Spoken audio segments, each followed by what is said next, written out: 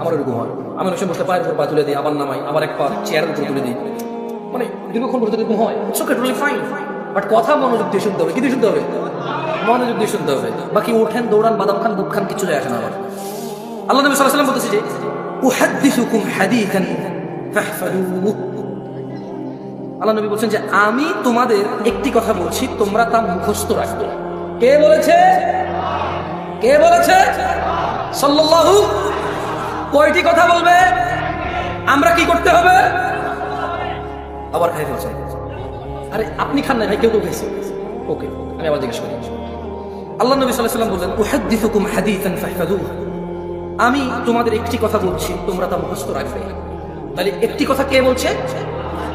আল্লাহ নবী সাল্লাল্লাহু আলাইহি ওয়াসাল্লাম। কয়টি কথা বলছে? কি করতে বলছে এটা? কি করতে বলছে এটা?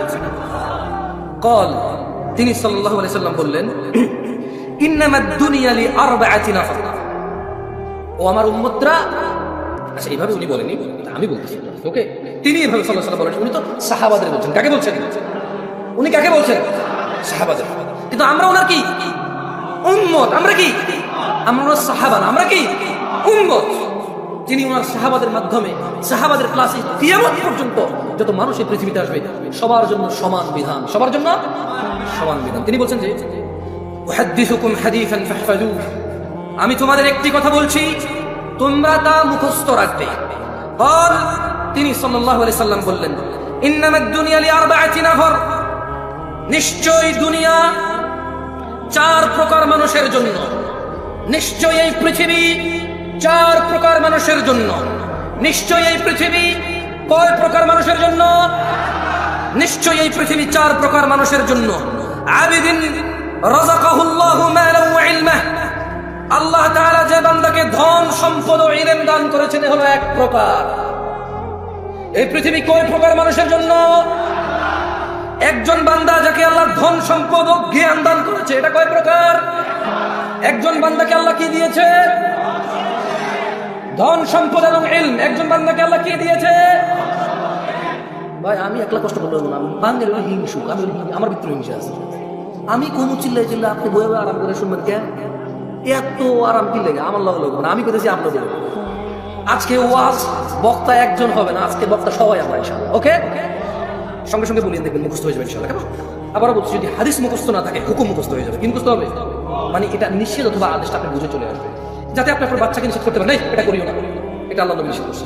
হয়তো আপনি বলতে পারবেন না আরবি বাংলা মিলায়, বুঝেন নাই? আচ্ছা, হাত পায়ে জানোয়ার, এটাও আপত্তি, ক্যামেরা যারা দেখে সরি। আল্লাহ নবী সাল্লাল্লাহু আলাইহি ওয়াসাল্লাম কয়টি কথা মুখস্থ রাখতে বলেছেন? একটি। কয়টি? এই দুনিয়াতে কত প্রকার মানুষের জন্য পৃথিবী? কত প্রকার? এক প্রকার কি? সম্পদ এবং, বেশি জোরে বলি তাহলে গলা ভেঙে যাবে। সবাই বলি, আস্তে আস্তে বলি, সমস্যা নেই। কেমন? সবাই বলি, আস্তে আস্তে বলি। তাহলে এক প্রকার হচ্ছে আবদান রাযাকাহুল্লাহ মালান ওয়া ইলমা। আল্লাহ তাআলা যে বান্দাকে ধন সম্পদ এবং ইলম দান করেছে, সুবহানাল্লাহ, ফাহুয়া ইয়াত্তাকি ফীহি রাব্বাহু ওয়া ইয়াসিলু ফীহি রাহিমাহ। যাকে আল্লাহ ধন সম্পদ ও ইলম দিয়েছে, আল্লাহ নবী বলছেন যে আর সেই তার ধন সম্পদ এবং ইলমের ক্ষেত্রে তার রবকে ভয় করে ও আত্মীয়দের সাহায্য করে। সুবহানাল্লাহ। তাহলে পৃথিবী চার প্রকার মানুষের জন্য। কয় প্রকার মানুষের জন্য? এক, আল্লাহ একজনকে সম্পদ দিছে, ইলম দিছে। এখন সে কি করে? সে ইলম দিয়ে আর সম্পদ দিয়ে আল্লাহকে ভয় পায়। কাকে ভয় পায়? মানে এই টাকা দিয়ে সে সিনেমার টিকিট কেনে না। এই টাকা দিয়ে সে কি করে না? সিনেমার টিকিট কেনে না। এই টাকা দিয়ে সে মদ গাঁজা কেনে না। এই টাকা দিয়ে সে কাউকে মারবে, গাল্লাবে, অপদস্থ করবে, জুলম অত্যাচার করবে, সেটা কি করে না। সে এই টাকার ক্ষেত্রে সে কি পায়? কাকে? রবকে ভয় পায়। কাকে? এবং সে এই টাকা আত্মীয় স্বজনকে হেল্প করে, সে সম্পদ দিয়ে কি দিয়ে সম্পদকে হেল্প করে? সে আত্মীয় স্বজনকে কি করে? সে ফুফিদের সম্পদ কারা কারা দেন? হ্যাঁ, এগুলো সব গরিব মানুষ আমার মতো। রাত 12টা বাজে বড় এখন মানে কোন জায়গায় কনসার্ট চলতেছে, কোন জায়গায় একটু বৈশা নির্জনে অথবা হোটেলে বসে একটু গাঁজা মাজা খাওয়া যায়। সরি, সব বড় লোক বলছি না ভাই, গরিব এখন টিকটিকি ল্যাস খায় ভাই। যার কাছে পয়সা আছে সেই জাবা গাঁজা খায়, যার কাছে পয়সা নাই পুরান মোজা সঙ্গে দেখি। সত্যি সম্পর্কে জানতে লাগে। আমি রিসেন্টলি দেখেছি, আমি আমি অনেক জায়গায় কথাটা বলেছি, তখন আমি বিয়ে করেছি নতুন, আরো অনেক ইয়াং, একদম মোটামুটি 8-10 বছর আগের কথা বলছি। তো বাংলাদেশে তো আমি প্রথমবার আসছি, আমি তো বাংলাদেশ সম্পর্কে তেমন জানি না, তেমন মানে জানি না তখন। তো বিয়ে যদি করলাম চিটং যাচ্ছি, কর্নেলহাট নাম শুনছেন? চিটং কর্নেলহাট, কর্নেলহাট মানে এখানের আগে সিটি গেটের পরে। এখন আমি যখনই নামতাম ট্রেনে করে যাইতাম বা কর্নেলহাটে নামতাম, একটু শ্বশুর বাড়িতে যাবো, একটু ফল ফল দিতে হবে না। তো কর্নেলহাট তো এটা তো Dhaka Chittagong road highway, overbridge আছে কর্নেলহাট বা ছোট্ট একটা বাজার, ওভারব্রিজ। মজার ঘটনা বলতেছি তোমরা শুনো। আমি বাংলাদেশে নতুন ছিলাম, এখন এক ছেলেকে দেখি যে পলিথিনের ভিতরে জুতার যে আঠা ঘাম আছে না, জুতার ঘাম পলিথিনের ভিতরে। এখন সে কি করছে, আমি যখন ওভারব্রিজটা পার হচ্ছিলাম, সে ওভারব্রিজের উপরে শুয়ে আছে, আর পলিথিনটা টান দিয়ে পলিথিনটা ছোট হয়ে যায়, আবার সেটা ফুলায়, আর সে আমার হাতে। আচ্ছা মজার কথা বলি, ছেলেটা এত বড়, আমার মনে হয় তার বয়স 10 থেকে 15 বছরের ভিতরে হবে, যদি সে গ্রোথ ভালো না হয়। আর যদি তার গ্রোথ ভালো হয় তাহলে 8 থেকে 12 বছর। কত বছর? 8 থেকে 12 বছর একটা ছেলে। আমার তো ভাই সৌদি আরব থেকে আসছে নতুন নতুন, বুঝুন না, মন মানসিকতা একদম নরম তাজা, কিছু জানি না তো বাংলাদেশের। আমি তো শ্বশুর বাড়িতে ফল ফ্রুট নিয়ে যাওয়ার চিন্তায় টাকা পয়সা যা ছিল। এখন আমি রাস্তার এই পাশে নামছি, ওই পাশে হলো ফল দোকান, ওভার যাচ্ছি। আমি এর সাথে বসছি, বসার পর আমি ওরা জাগাচ্ছি যে ছোট ভাই ওঠো, ভাই যে মানুষ হেঁটে যাচ্ছে, আসতেছে যাচ্ছে, কেউ কোনো ওর দিকে দুর্গা করতেছে না, আমি বসে যাচ্ছি সাথে। আমি বলছি, পরে দেখলাম যে পলিথিনে ঘাম সেরকম খাচ্ছে, সে তো গ্রাম নিচ্ছে, আমি তো অফিসে খাচ্ছি। আমি বলছি কি, আপনি বিলিভ করবেন না, আজকে আমি হাসতেছি ওই দিন আমি ওখানে বসে কান্না করতেছি। আমার মনে এত খারাপ হয়েছে যে কি এত গরিব দেশ আমরা, এই ছেলে ঘাম খাচ্ছে কেন? আমি এই ঘটনা আর দুই জায়গায় বলছি, দিনাজপুর বলছিলাম। আচ্ছা এখন আমি দেখেন, কথা আগে পরে হতে পারে, যেহেতু আগেও বলছি, পরে ইউটিউবার করবো যে এই দেখেন জামশেদ বলছিলাম মৃত্যু, আগে বলছে পরে বলছে এমন তারা, এটা তো কোরআন নাজ আমি হেফেজ করবো, বুঝলেন নাই? কথা আগে পরে হতে পারে। তো আমি বললাম যে আমরা এত গরিব, সুবহানাল্লাহ, এই ছেলে ঘাম খাচ্ছে কেন? আমি করছি কি, ফল ফ্রুট শ্বশুর বাড়িতে যাওয়ার যে টাকা ছিল করে দিয়েছি। পরে আমি তো শ্বশুর বাড়িতে গেলাম, মানে শ্বশুর বাসায় গেলাম, যে কথাবার্তা হলো। পরে আমি শেয়ার করলাম একজনকে, সে বলে যে আমি তখন নেশা করতেছিলাম। কি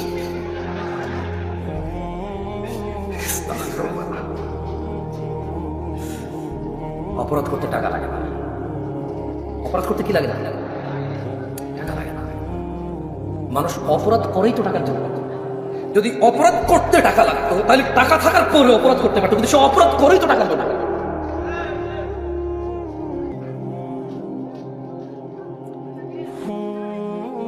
কয় প্রকার মানুষের জন্য পৃথিবী? এর মধ্যে এক প্রকার হচ্ছে যাকে আল্লাহ কি দিয়েছে, ইলম এবং ধন সম্পদ। সেই ধন সম্পদের ইলম দিয়ে কাকে ভয় পায়?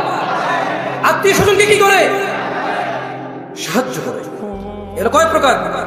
এক প্রকার। ওয়া'লামু লিল্লাহি ফিহি হাক্কা, এবং সে জানে এতে এই সম্পদ আল্লাহ তাআলার প্রতি হক আছে।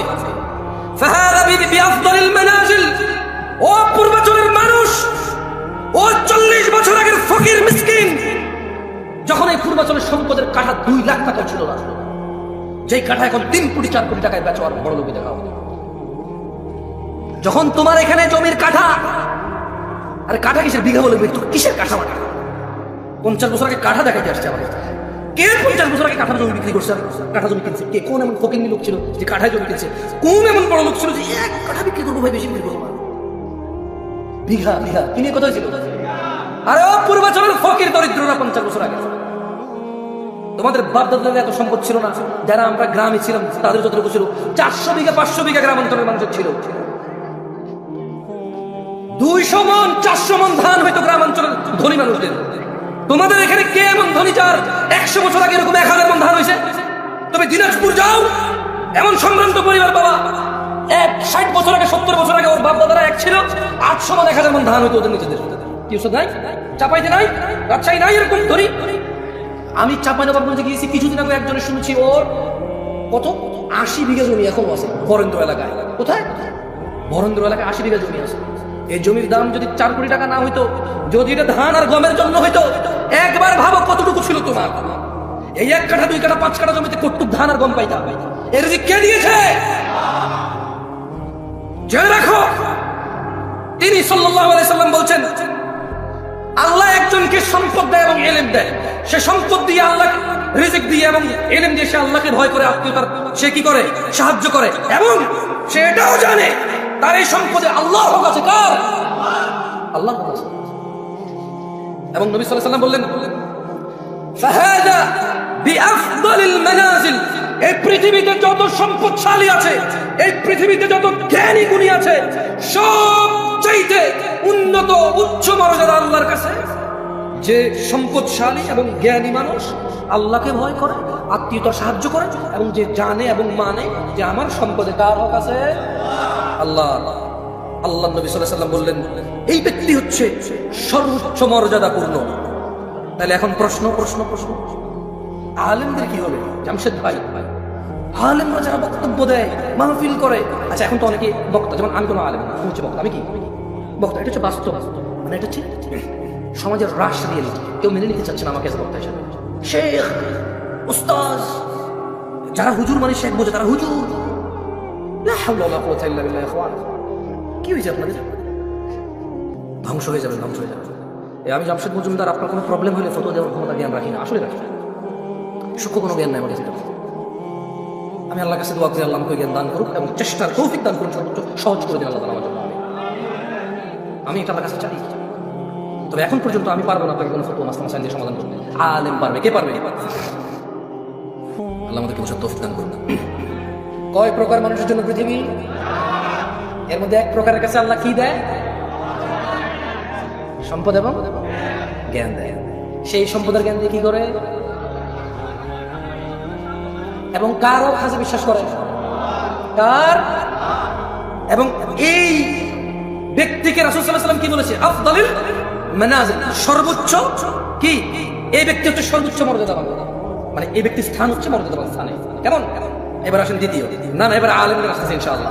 ভাই আমার, নিরাশ হয়েও না। তিনি সাল্লাল্লাহু আলাইহি ওয়াসাল্লাম 4 প্রকার বলেছে। কয় প্রকার? আমরা কয় প্রকার শেষ করেছি এখন? 1 প্রকার। আমি ফজিলাতুল শেখ ডক্টর মুজাফফর বিন মোহসিন হাফিজাহুল্লাহকে অনুরোধ করবো, আপনি প্লিজ এদিকে আসেন, আমাকে বাঁচান। আচ্ছা, ওয়া'আবদিন রাযাকাহুল্লাহু ইলমান ওয়া লাম ইয়ারযুকহু মালা, আরেকজন বান্দা যাকে আল্লাহ তাআলা ইলম দিয়েছে কিন্তু সম্পদ দেয়নি। তাহলে এক প্রকারকে আল্লাহ সম্পদ দিয়েছে, ইলম দিয়েছে, আরেক প্রকারকে কি দিয়েছে? কি দিয়েছে? কি দেয় নাই? কি দিয়েছে? কি দেয় নাই? কি দিয়েছে? কি দেয় নাই? আমরা বেশিরভাগ আলেমকে এই জায়গায় পাই নাকি পাই না?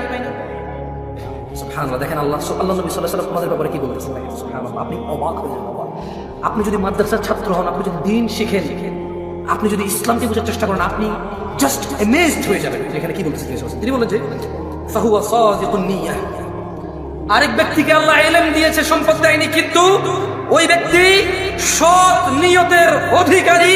ইয়াকুলু লাউ আন্না লি মালান লাআমিলতু বিআমালি ফুলান, আল্লাহ আরেক ব্যক্তিকে ইলম দিয়েছে, সম্পদ দেয়নি, ওই ব্যক্তির নিয়ত হচ্ছে সৎ। আর ওই ব্যক্তি বলে, যদি আমার সম্পদ থাকতো অমুক অমুক অমুক অমুক ব্যক্তির মতো ভালো কাজগুলো করতাম, মসজিদ বানাতাম, মাদ্রাসা বানাতাম, ইয়েতিমখানা বানাতাম, ব্রিজ কালভার্ট বানাতাম, দরিদ্রদের সাহায্য করতাম, মন খুলে দান করতাম, দারিদ্রতা মোচনে অংশগ্রহণ করতাম। এটা হচ্ছে তার সৎ নিয়ত। তার কি নিয়ত? এটা হচ্ছে তার কি নিয়ত? সৎ নিয়ত। মনোযোগ দিয়ে কথা বোঝার চেষ্টা করে। এক ব্যক্তি সম্পদ আছে, রিজিক আছে, সম্পদ আর রিজিক দিয়ে আল্লাহকে ভয় করে, আত্মীয়তার সাহায্য করে, এবং সে বিলিভ করে, সে জানে যে এতে আল্লাহর হক আছে, তা মানে সে।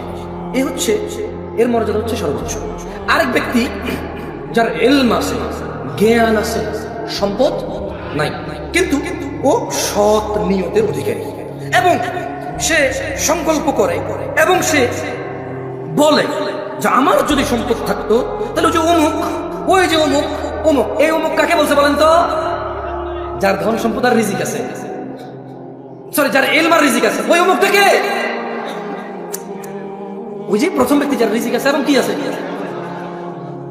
এই যার কাছে ইলম আছে এবং সম্পদ নাই, সে বলে যে আমি অমুক অমুক অমুক অমুকের মতো ভালো কাজ করতাম। ব্যক্তির মতো কি করতো? সে ভালো কাজ করতো। আল্লাহ নবী কি বলেছেন? সুবহানাল্লাহ, বলেছেন যে ফাহুয়া বিনিয়াতিহি ফাআজরুহুমা সাওয়া, এই ধরনের লোকের মর্যাদা তার নিয়ত মোতাবিক নির্ধারিত হবে। এই দুইজনের সব সমান সমান হবে। তার মানে যার টাকা আছে আর জ্ঞান আছে, সেই টাকা যদি ভালো কাজে না লাগায় বিপদ। কি বিপদ? কিন্তু যার ইলম আছে, টাকা নাই, সৎনিয়তের অধিকারী, আর মনে মনে সংকল্প করে টাকা থাকলে মসজিদ বানাইতে পারতাম, একটা সুন্দর এখানে ওখানে করে দিতাম, আমার কাছে টাকা থাকলে এসি লাগাই, আমার কাছে টাকা থাকলে 5 তালা করে দিতাম, মানুষজন নামাজের জায়গা নেই, আর ওই মাদ্রাসায় এতিমরা পড়ে, ভালো খাওয়া দাওয়া খাইতে পারে না, এই শীতকালে ওদের এই টিনের ফাঁকি দিয়ে বাতাস ঢোকে, জানালাতে থাই গ্লাস লাগানো নাই, আমার কাছে টাকা থাকলে থাই গ্লাস লাগাই দিতাম, এতিমগুলো সুন্দর করে থাকতো, অমুক, সেগুলো ভাবে এগুলো কি করে? এতেই তার নিন্দা। ওই যে ব্যক্তি করে, টাকা খরচ করে এর সব সমান সমান হয়ে যাবে। সুবহানাল্লাহ। তাহলে কয় প্রকার পাইলাম আমরা এখন পর্যন্ত? পৃথিবী কয় প্রকার মানুষের জন্য? এক প্রকার মানুষের কি আছে? সম্পদ, এবং সেই সম্পদ ইলম দিয়ে কি করে এবং কার হক আছে, মানে এই ব্যক্তি মর্যাদার দিকে কতটুকু, মর্যাদার দিকে কতটুকু, আরেক ব্যক্তির কি আছে, শুধু কি নাই, তার সৎ নিয়ত থাকার কারণে তার সওয়াব কার মতো হবে? এখনো কি দরিদ্রতার কারণে আফসোস হয়? যে টাকা নাই আফসোস হয়? আর এটা সৎ নিয়ত দরকার, আর ইলম অর্জন করার দরকার। কি অর্জন করার দরকার? ইলম অর্জন করার দরকার। এবার আসেন, এবার তিনি সাল্লাল্লাহু আলাইহি ওয়াসাল্লাম বললেন, ওয়া আবদিন রাযাকাহুল্লাহু মালান ওয়া ইলমা ওয়া লাম ইয়ারযুকহু ইলমা, যেটা বলছি আপনাকে। অতএব সে ব্যক্তি এই বিষয়ে তার রবকেও ভয় করে না। মানে এখানে আমি বলি আপনাকে, মূলত 4 প্রকার বলছে না। এক প্রকার কাছে ইলম আছে, সম্পদ আছে, ভালো করে। আরেক প্রকার কাছে ইলম আছে, সম্পদ নাই, দুইজন সমান। আরেক প্রকারের কাছে কি আছে? ইলম নাই, সম্পদ নাই। কি নাই? কি নাই? আচ্ছা, এরকম আছে কিনা বলতো? রিক্সা ড্রাইভার, ভ্যান ড্রাইভার, রিক্সা ড্রাইভার, ভ্যান ড্রাইভার, তারপর যে মাটি কাজ করে যারা ফসলের জন্য, আছে কিনা? আসলে আমাকে শেখ সাইফুদ্দিন বেলাল মাদানী হাফিজাহুল্লাহ অনেক আগে 2012-13 সালে কথা বলছি, উনি আমাকে বলেছে, জামশেদ তুমি মানুষকে কয় প্রকার পাবা জানো? আমি বললাম কয় প্রকার? বলেছে দেখো উস্তাদ, আমাকে আদর করে উস্তাদ বলেছে, আমার তো অনেক বড় শেখ, অনেক ছোট ছিলাম, খুব আদর করতাম, এখন আদর করে আলহামদুলিল্লাহ। তো বলেছে দেখো, একজন লোককে আল্লাহ দুনিয়াও দিছে, আখিরাতও দিছে। কি দিছে? দুনিয়া দিছে, আখিরাত দিছে। মানে তার দুনিয়াতে জন সম্পদ আছে এবং তার কৃতকর্ম তাকে জান্নাতে নিয়ে যাবে। কোথায় নিয়ে যাবে? আরেকজন দুনিয়া নাই কিন্তু আখিরাত আছে। কিন্তু কি আছে? কি নাই কিন্তু কি আছে? মানে দুনিয়াতে কষ্ট, দুঃখ, দুর্দশা আছে, কিন্তু আখিরাতে জান্নাত আছে। কি আছে? বলেছে আরেক প্রকার দেখো, দুনিয়া আছে, আখিরাত নাই। মানে এর ধন সম্পদ, টাকা পয়সা, মানে সম্ভ্রান্ত ক্ষমতা সব আছে, প্রাচুর্য, কিন্তু কি নাই? জান্নাত নাই। কি নাই? বলেছে আরেক প্রকার দেখো, দুনিয়াও নাই, আখিরাতও নাই। আমি একবার আমার এক ফ্রেন্ডকে এয়ারপোর্টে রিসিভ করতে আসতেছিলাম, 2013-14 সালে কথা বলছি, 15 সালে কথা বলেছি আপনাকে। তো আমি তখন ঢাকায় থাকি না, ঢাকা আমি চিনি না। তো আমি যখন আমাদের কুমিল্লার দিক থেকে ওদিক থেকে আসলাম, এই স্টাফ কোয়ার্টার যে রোড, আমি তো ওগুলোর নাম জানি না তখন। কেমন রমাদানের সময় ছিল, 2015 সালের কথা বলছি। তো আমি আমার ফ্রেন্ডকে নেওয়ার জন্য ওদিক থেকে গাড়ি নিয়ে আসছিলাম, এয়ারপোর্টে যাবো। আমি কিছু চিনি না, দেখলাম যে রমাদানের সময় তাল কাটতেছে, তাল। মানে তখন জুমার দিন, কিসের দিন? মানে জুমার দিন, জুমার রোজা ছিল এটা। তাল কাটতেছে, আরে আমাদের এলাকার দিকে ওই যে কালো পর্দা মর্দা দিয়ে খায়, বুঝছেন? উপজেলা শহরে কেউ কেউ কালো পর্দা লাগায় লিখে রাখে অমুসলিমদের জন্য খাওয়ার ব্যবস্থা আছে, বুঝছেন? এরকম লেখে, মানে মুসলমান মুসলমান কে কারা কি আর দেখে, বুঝে যে কে মুসলমান কে মুসলমান খাচ্ছে। আচ্ছা, এটা বুঝলাম। এখন তাল কাটতেছে আর খাচ্ছে, ভাই বিশ্বাস করেন, মানুষ লোকাল বাজারে দাঁড়াচ্ছে, মানুষের দাঁড়াচ্ছে, আর তো কাটতেছে, খাচ্ছে। গাড়ি জ্যামে করছে, আমি জানালা দিয়ে তাকায় হতবন্ধ হয়ে গেলাম। যে তো আমার ড্রাইভারকে বললাম, মনে হচ্ছে রিপন, বললাম ছিল কি? আমার হচ্ছে কি ব্যাপার রিপন? রোজা না, আমরা তো রোজার মাসে যা, মানে এগুলো তো আমি প্রথম দেখতেছিলাম। কি দেখতেছিলাম? প্রথম। মনে হচ্ছে কি ব্যাপার, এভাবে দিনে দুপুরে এভাবে তাল কাটতেছে আর খাচ্ছে, সবাই ঘর নাকি? তো মুছিয়ে এসে বলছে লেবার শ্রেণীর তো কষ্ট করে রোজা রাখতে পারে না। বললাম কিরকম লেবার শ্রেণী, কি এমন কষ্ট করে রোজা রাখতে পারে না? বলেছে ভ্যানটা নেই, ওই কষ্ট কসরত করে। আমি বললাম আরে এই দেশের মানুষ গাছ লাগায় কেন মেয়ে বিয়ে দেওয়ার জন্য? লাগাইছে কিনা? লাগান নাই? মাইয়া বাঁচবে নাকি বাঁচবে না, আপনি বাঁচবেন নাকি বাঁচবে না, এই গাছ তুফানে ভাঙবে নাকি তুফানে ঠিক রাখবে, এগুলা সব কিছু জানা না জানার পরে তো কি লাগাইছেন? গাছ লাগাইছেন। কি জন্য? মাইয়া বড় হলে কি দিতে হবে? কারণ যৌতুক দিতে হবে। কি দিতে হবে? মূলত যারা যারা মেয়ে বিয়ের জন্য গাছ লাগাইছে সব যৌতুকের মাইন্ডে লাগাইছে। কারণ মেয়ের বিয়েতে কোনো খরচ না ইসলামে, ও খরচ করতে হবে, খরচ করতে গেলে গাছ লাগাইতে হবে। তো গাছ লাগাইলে খরচ আসবে, টাকা আসবে। আমি রিপনকে বললাম, রিপন এদেশের মানুষ গাছ লাগায়, কোথায় মেয়ে বড় হবে, ছোট হবে, বিয়ে হবে, কোথায় কি হবে? বিয়ে করার জন্য, মেয়ে বিয়ে দেওয়ার জন্য গাছ লাগায়, ডিপিএস করে, টাকা জমায়, সমিতি করে। এই ভ্যান ড্রাইভার, এই রিক্সার ড্রাইভার, এই মাটি কাটা লোকটা কি জানতো না যে 11 মাস পরে রমাদান আসবে? বলে যে অবশ্যই জানতো। বললাম তুমি জেনে রাখো, ওর যদি রবের জন্য ভালোবাসা থাকতো, এই হৃদয়ের ভিতরে যদি ভালোবাসা থাকতো, ওর যদি ইচ্ছা থাকতো জান্নাতের, ও যদি টার্গেট হতো জান্নাতের। আমি বলছি না যে এটা সহজ করা, আমি বলছি না এটা সহজ করা, আমি বলছি না এটা খুব সহজ, আমি জানি এটা অনেক কঠিন, অনেক অনেক অনেক কঠিন, কিন্তু ও কিন্তু ওই 11 মাসের টাকা জমাতে পারতো যে আমি রমজান আসলে পরিশ্রম কম করবো, আমি রোজা আসলে মাগরিবের পরে কাজ করে কাজ করবো, আমি রোজা আসলে ইশার পরে কাজ করে কাজ করবো, আমি রোজা আসলে সাহুরের আগ মানে ভোর রাতে খাওয়ার আগ পর্যন্ত আমি কাজ করবো, আমি রোজা আসলে কাজে যাবো না, অথবা করলেও আমি হালকা কাজ করবো, কমাই করবো, যতটুকু আমার শরীরের ক্ষমতা আছে সহ্য করার জন্য, আমি এর বেশি করবো না। ওর যদি রোজা রাখার নিয়ত থাকতো, এরপরে ও যখন আমার বলছে যে কষ্টের কাজ করতো, আমরা যে জুমার নামাজে যে দেখো মানে আমি তো মুসাফির, আমি কি মুসাফির, আচ্ছা আবার ঢাকার নামাজের সময় আরেকটা জায়গায় নামাজের সময় সমান না, বুঝছেন? আগে পরে 20-30 মিনিট আগে পরে হয়। তো এই যে বনশ্রী যে কেন্দ্রীয় মসজিদ আছে, ওটার সামনে এসে আরেকজন পাইলাম, তোরা বল আমরা তো জুমা নামাজ পড়ে ফেলছি। বললাম যে দেখো এখানে এখনো জুমার নামাজ চলতেছে, মানুষজন রাস্তা পর্যন্ত নামাজ পড়তেছে, লোকাল বাসের ভিতরে মানুষ ভর্তি, ড্রাইভার ভর্তিও কিন্তু নামাজ পড়তেছে, তাহলে বলো এটা কি কষ্টের কাজ? আমি অনেক ধারণাটা বুঝতে পারি পারছি, মানে ওকে বললাম তাল খাচ্ছে কেন রোজার দিকে, বলছে যে কষ্টের কাজ। এর কিছুক্ষণ আসার পরে যে স্টাফ কোয়ার্টার পার হয়ে যখন বনশ্রী পর্যন্ত আসলাম, দেখলাম যে এখানে এখনো নামাজ শেষ হয়নি, ওদিকে কোথাও কোথাও নামাজ শেষ, আমরা নামাজ পড়ে গেছি। তো দেখলাম যে স্টাফ কোয়ার্টার, ওই যে বনশ্রী মসজিদটা পুরো একদম রাস্তা পর্যন্ত ভরাট হয়ে গেছে, এখন বাস আসছে না, তো রাস্তার মধ্যে মুসল্লি নামাজ পড়তেছে, ওকে যেতে পারতেছে। তো আমরাও যাবি আটকাইছি গাড়ি, বললাম যে তাহলে রিপন বলো তো, তাল খাচ্ছিল, রোজা রাখতে পারতেছিল না কারণ কষ্টের কাজ করে। এখন ওই যে লোকাল বাসের ড্রাইভারও কিন্তু অমুসলিম না, ওই যে লোকাল বাসের ভিতরে বাস ভর্তি কি যাত্রী, ওরাও কিন্তু অমুসলিম না, তাহলে ওরা কেন নামাজ পড়তেছে না বলতে পারো? মাত্র 2 রাকাত, মাত্র কয় রাকাত, মাত্র কয় রাকাত। তাহলে শেখ সাইফুদ্দিন বেলাল মাদানী হাফিজাহুল্লাহর ওই নসিহতটা মনে পড়ে গেল যে এক প্রকার আছে দুনিয়াও নাই আখিরাতও নাই।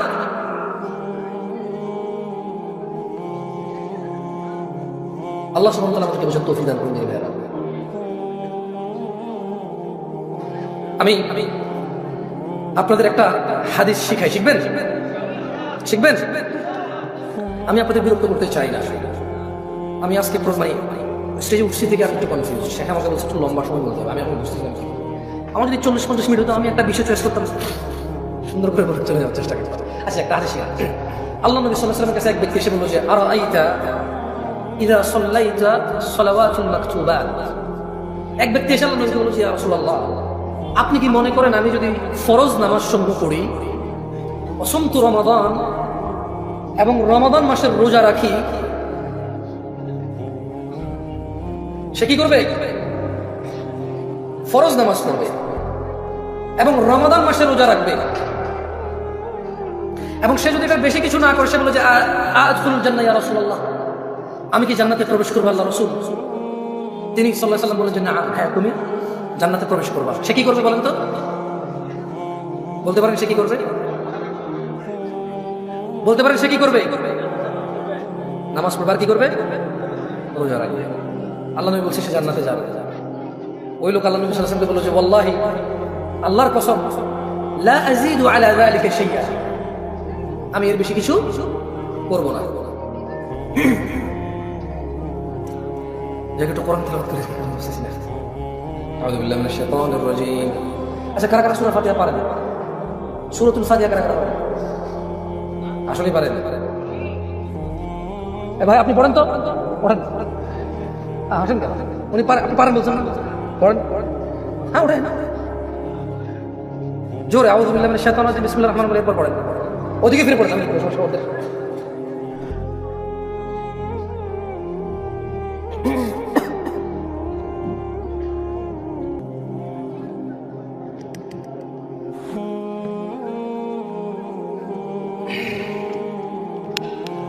খোলা যাবে না? দিয়ে আসো, দিয়ে আসো।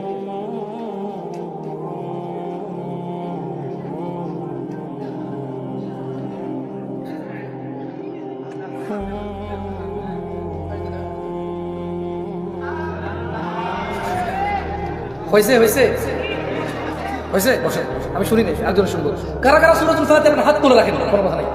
আমি নামাইতে পারি, নামাইতে না, মাইকে যাই ভাই, বুঝে দেখেন। ওকে, এবার হাত নামান। আরেকটা কথা বলি, কারা কারা সহি শুদ্ধভাবে হুরুফ উচ্চারণ করে পড়তে পারেন? হাত বলেন। এইবার প্রশ্ন ঠিক করছি, এইবার প্রশ্ন কি করছি? ঠিক করছি। কি বাকিরা কি সহি শুদ্ধভাবে পারেন না? দেন এই ভদ্রলোক দেন, সামনে এলো করবেন। আপনি পড়াশোনা করেন, মাইক আসতে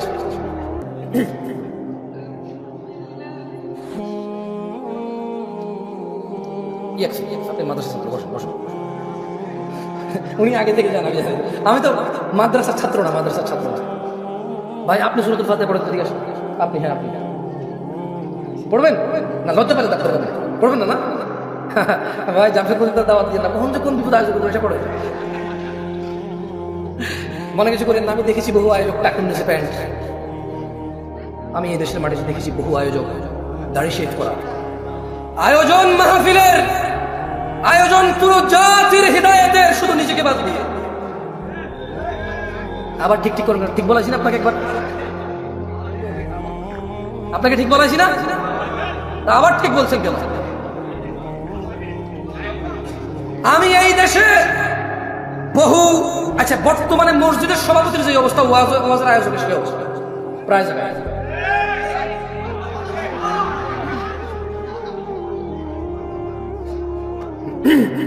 আচ্ছা, আউযু বিল্লাহি মিনাশ শাইতানির রাজীম।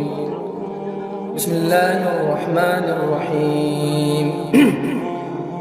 والنازعات غرقا والناشطات نشطا والسابحات سبحا فالسابقات سبقا فالمدبرات أمرا يوم ترجف الراجفة تتبعها الرادفة قلوب يومئذ واجفة أبصارها خاشعة أبصارها خاشعة يقولون إنا لمردودون في الحافرة أإذا كنا عظاما نخرة قالوا تلك إذا كرة خاسرة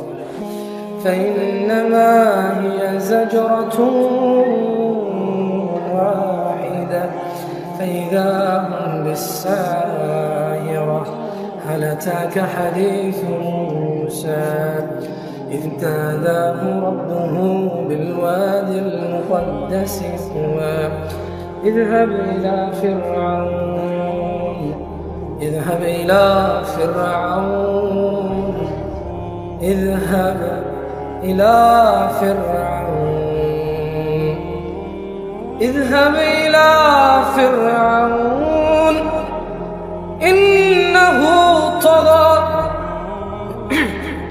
اذهب إلى فرعون اذهب إلى فرعون إنه طغى فقل هل لك إلى أن تزكى وأهديك إلى ربك فتخشى وأهديك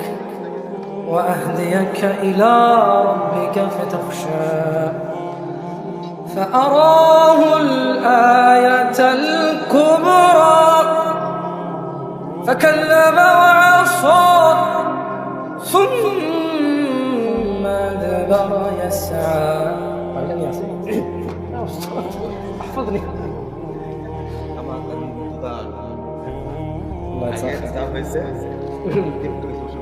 আমাকে শাস্তি দিছে। যাক, আলহামদুলিল্লাহ, আমি দুঃখিত।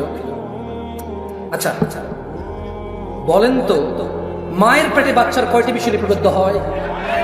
1 নাম্বার, 2, 3, 4।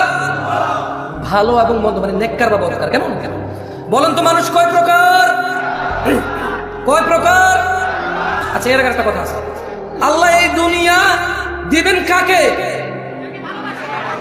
আর কাকে দিবেন, কিন্তু ঈমান দিবে কাকে? ঈমান দিবে কাকে? আল্লাহ কাকে ভালোবাসবে? আলহামদুলিল্লাহ, ডাক্তারের চারটা দাওয়াত তো পাইছেন। রিজিক নির্ধারিত, রিজিক কি? চুরি, ডাকাতি, বাটপারি, ধোঁকাবাজি, দুর্নীতি, সুদ, ঘুষ, হত্যা, রাহাজানি, ফিতনা, ফাসাদ করে রিজিক বৃদ্ধি করা, এগুলা কি? আর আল্লাহ দুনিয়া ও আখিরাত সবাইকে দেবে। দুনিয়া সবাইকে দেবে, আখিরাত শুধু যাকে আল্লাহ ভালোবাসা তাকে দেবে। আর আল্লাহ তাকে ভালোবাসবে যে নবীর পথ অনুযায়ী চলবে। আকুলু কওলি হাযা ওয়াস্তাগফিরুল্লাহ লি ওয়া লিসাইরিল মুসলিমিন ফাস্তাগফিরুহু ইন্নাহু হুয়াল গফুরুর রহিম। আপনারা নিজের জন্য ক্ষমা চান, আমি আল্লাহর কাছে আমার জন্য ক্ষমা চাই, আপনাদের জন্য ক্ষমা চাই, আল্লাহ আমাকে ক্ষমা করুন, আপনাদের সবাইকে ক্ষমা করুন, আপনারাও নিজের জন্য ক্ষমা চান। সুবহানাল্লাহি ওয়া বিহামদিহি আশহাদু আল্লা ইলাহা ইল্লা আনতা আস্তাগফিরুকা ওয়া আতুবু ইলাইক। মাইক্রোফোন সাউন্ড সিস্টেম কার? আপনাদের? আপনাদের না? ধরছেন টরছেন? আমি ওটার পর থেকে মানে আমাদের বোনদের যে প্যান্ডেল, ওখানে কি এগুলো আছে? থাকলে বাহিরের মাইক বন্ধ করে দিতে হবে। বাইরে বুট বাদাম খাবে আর ওয়াজ শুনবো, তার পছন্দ না, বুঝলেন না? আমরা জানি এখানে আমরা গান গাই না এবং নাচি না, আমরা খুব ভালো করে জানি এসব মজলিস পূর্ণ হবে না, কিছু যায় আসে না আমাদের। বহু নবী রাসূল উম্মত ছাড়াই। তো এই বড় প্যান্ডেলের সামান্য কিছু লোক সমাগম আমাদের মনকে ব্যথিত করবে, উই ডোন্ট থিংক সো। আমাদের মনে হয় না যে কোনো আলেমের এরকম খারাপ লাগে যায়, বিকজ আপনি হয়তো জানেন না, আমার মনে হয় না কোনো ভালো আলেম কমপ্লেন করে যে আমিও ওয়াজে গেছি, মানুষ 20 জন হয়েছে, মানুষ প্যান্ডেলের বাহিরে, মানুষ বুট বাদাম খায়, মানুষ দাঁড়ায় থাকে, কোনো বড় আলেম কমপ্লেন করে না। কারণ ওই আলেমরা এটা জানে যে এই পৃথিবী থেকে এমন অনেক নবী রাসূল চলে গেছে যারা কিয়ামতে উঠবে আল্লাহর সামনে 2 জন 3 জন 4 জন 6 জন উম্মত নিয়ে। আর আমি জামশেদ মজুমদারের বক্তব্য শুনতে যদি এখানে 20-50 জন আসে, আলহামদুলিল্লাহ, এটা হচ্ছে আল্লাহ নবী সাল্লাল্লাহু আলাইহি ওয়াসাল্লামের উম্মত হওয়ার বেনিফিট। এটা চাক্ষুষ আমরা বাস্তব জীবন। কেউ কি এখানে কোনো আলেমকে ব্যক্তিগতভাবে ভালোবেসে আসছেন নাকি আল্লাহর জন্য ভালোবেসে আসছেন? এখানে কি আপনাকে কোনো আলেম ধন ভান্ডার কিছু দিয়ে যাবে, নাকি ইলম এবং আল্লাহর সাথে কানেক্টিভিটি করার ব্যবস্থা করে দেবে? তাহলে নিশ্চয়ই সবাই কার সাথে সম্পর্ক করতে আসছেন? আলহামদুলিল্লাহ।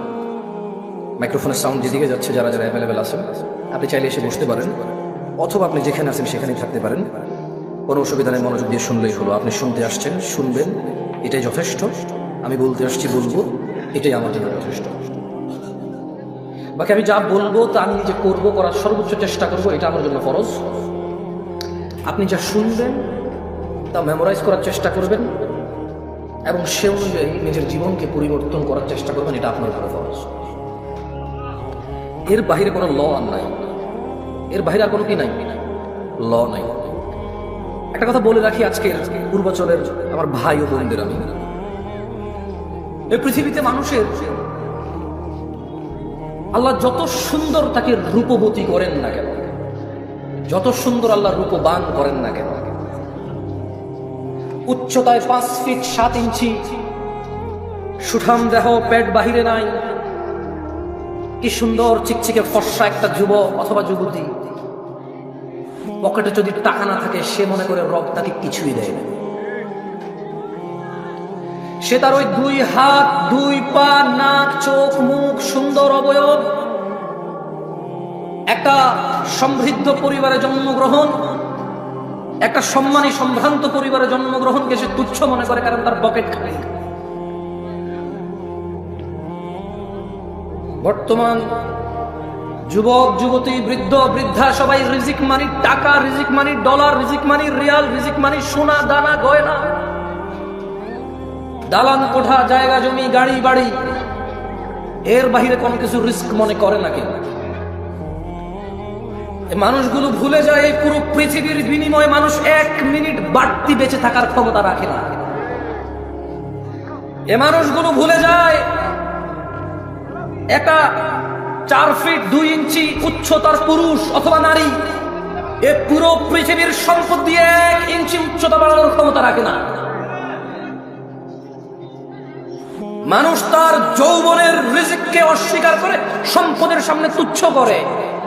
সে ভুলে যায় 60-70 বছরের বৃদ্ধ পুরো পৃথিবী আর পৃথিবীতে যা আছে সব কিছু ঢেলে দিয়ে যৌবন ফিরাতে পারে না।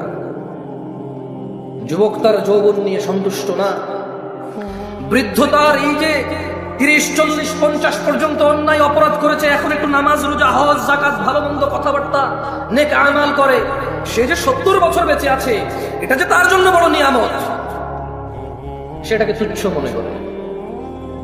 বাংলাদেশিদের কাছে টাকার উপরে কোনো রিজিক নাই, যে কোনো মূল্যে উপার্জন করতে হবে। আজকে আলোচনার বিষয় রিস্ক। যদিও আমার ইসলামের সবগুলো বিষয়ের প্রতি, ইসলামের মোটামুটি অনেক বিষয় আমার জানাই নাই, যেগুলো জানি খুবই সামান্য জানি। এর মধ্যে ওমা তাওফীকি ইল্লা বিল্লাহ, আল্লাহ যতটুকু সামর্থ্য দেয় নিজের মতো করে কোরআন ও সুন্নাহ আপনাদের সামনে তুলে ধরার চেষ্টা করব রিজিক নিয়ে। আল্লাহ সুবহানাহু ওয়া তাআলা বলেন কোরআনুল কারীমে, আউযু বিল্লাহি মিনাশ শাইতানির রাজীম, ওয়ামা খালাকতুল জিন্না ওয়াল ইনসা ইল্লা লিয়াবুদুন। আর আমি সৃষ্টি করেছি জিন এবং মানুষ এজন্যই যে যাতে তারা কেবল আমি আল্লাহর ইবাদত করে।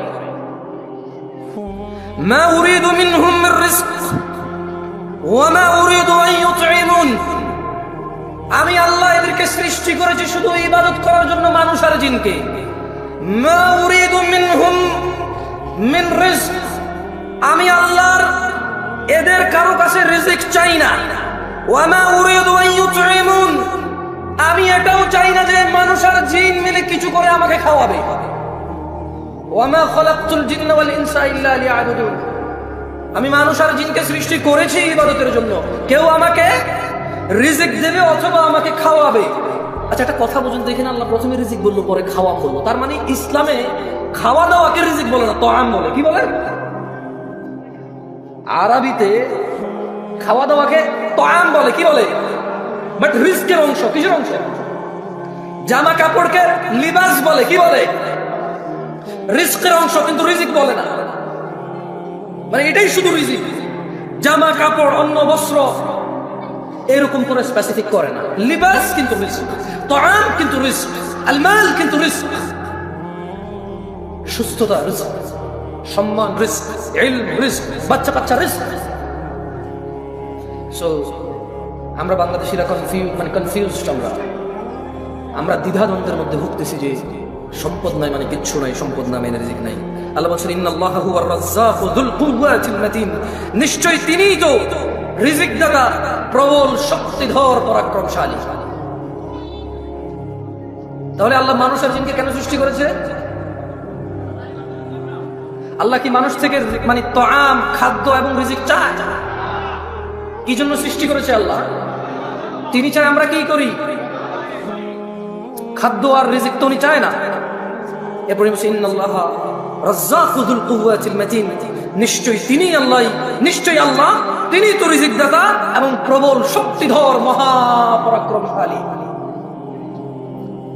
দিনী ভাইরা, আপনি যতই চুরি, দাড়ি, ডাকাতি, মারামারি, রাহাজানি, হত্যা, খুন, গুম, দুর্নীতি, সুদ, ঘুষ, আপনি পৃথিবীর যত অন্যায় অবলম্বন করেন না কেন, রিজক নির্ধারিত। আপনি আপনার নিজের রিজিক নিজে চুরি করেন, ডাকাতি করেন, ঘুষ খান, সুদ খান, অন্য কারো না খাইতে পারেন না, এগুলো নির্ধারিত আল্লাহর পক্ষ থেকে। আল্লাহ সুবহানাহু ওয়া তাআলা বলেন ইন্না কুল্লা শাইইন খালাকনাহু বিকদর, নিশ্চয়ই আমরা প্রত্যেক কিছু সৃষ্টি করেছি নির্ধারিত পরিমাপে। তিনি সুবহানাহু ওয়া তাআলা প্রত্যেকটা জিনিস, শুধু মানুষ নয়, যত কিছু তিনি সৃষ্টি করেছেন সব কিছু তিনি কি করেছেন? তিনি সুবহানাহু ওয়া তাআলা এটাকে পরিমাপে সৃষ্টি করেছেন, নির্ধারিত করেছেন সবার জন্য কে কি পাবে, কতটুকু পাবে, কখন পাবে, কোথায় পাবে, ইভেন কে কোথায় জন্ম নেবে, কে কোথায় মরবে, প্রত্যেক জিনিস নির্ধারিত। ভাইরা আমার, দিনী ভাইরা, আপনি যে চুরি, ডাকাতি, ঘুষ, সুদ, অন্যায়, অবিচার, অত্যাচার করে শুধু ধনাঢ্য হতে চান, আপনাকে একটা কথা বলে রাখি, মায়ের পেটে থাকা অবস্থায় রিজিক লিপিবদ্ধ হয়ে যায়। চুরি ডাকাতি করে বাড়ানো যায় না, হালাল পথে থাকলে কারো কমে যায় না, মায়ের পেটে থাকা অবস্থায় রিজিক লিপিবদ্ধ হয়ে যায়। ভাইরা আমার, আল্লাহ নবী সাল্লাল্লাহু আলাইহি ওয়াসাল্লাম বলেন ইয়াবআসুল্লাহু মালাকান ফায়ু'মারু বিআরবা'a, আল্লাহ একজন ফেরেশতাকে প্রেরণ করেন, তাকে চারটি ব্যাপারে লিপিবদ্ধ করার জন্য নির্দেশ প্রদান করেন। আল্লাহ সুবহানাহু ওয়া তাআলা বাচ্চা যখন মায়ের পেটে থাকে, একজন ফেরেশতাকে কি করেন? তিনি প্রেরণ করেন। ফেরেশতা চারটি বিষয় নির্ধারণ করে। কয়টি বিষয়? চারটি বিষয়। ফেরেশতা তার নির্ধারণ করে দেন তার রিজিক এবং তার জীবনকাল, মানে সে কতদিন বাঁচবে, তার সুখ ও দুঃখ, অর্থাৎ নেককার নাকি বদকার হবে সে। কয়টি জিনিস লিপিবদ্ধ করে মায়ের পেটে? কয়টি? প্রথমে, মাইকে সাউন্ড বেশি, আপনারা কি বোঝেন না? কথা কি পরিষ্কার বোঝা যায়? কয়টি জিনিস লিপিবদ্ধ করে? প্রথম, তারপর খাই ফেলছে, দেখছেন? আমি আবার পড়ে শোনা, কেমন? খায়েন না ভাই, খাওয়ার জন্য এই দেশের জিনিসের অভাব নেই। ওয়াজ খেয়ে ফেলিয়েন না, এমন খাওয়ার জন্য জিনিসের অভাব নাই।